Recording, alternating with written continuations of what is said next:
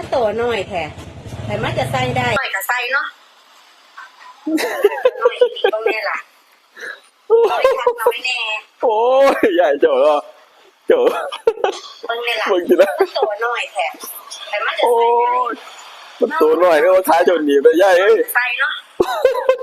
โอ้ยตัวน้อยอีหลีเบิ่งนี่ล่ะน้อยคักน้อยแน่โอ้โอ้กินเขาลงมาดอกมาดีเนาะเบิ่งข่อยเบิ่งคอมเมนต์กันนะเบิ่งคอมเมนต์ใส่ให้เบิ่งแหน่มีคนอยากเบิ่งไอ้เราใส่เบิ่งอีกโอ้คุณปวดหัวเขาเรียกว่ากีสติงครับน้องอุดมพรโอ้ตายมันจังได๋นี่วะอีกคอมเมนต์นึงแก้ให้เบิ่งรถย้ายท่านพ่อเจ้ายังสิไปเบิ่งของเราอยู่เนาะโอ้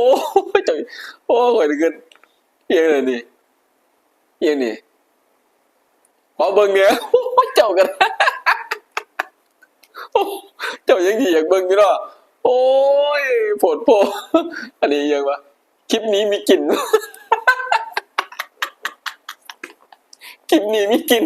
โอ้ใส่ให้เบิ่งเนี่ย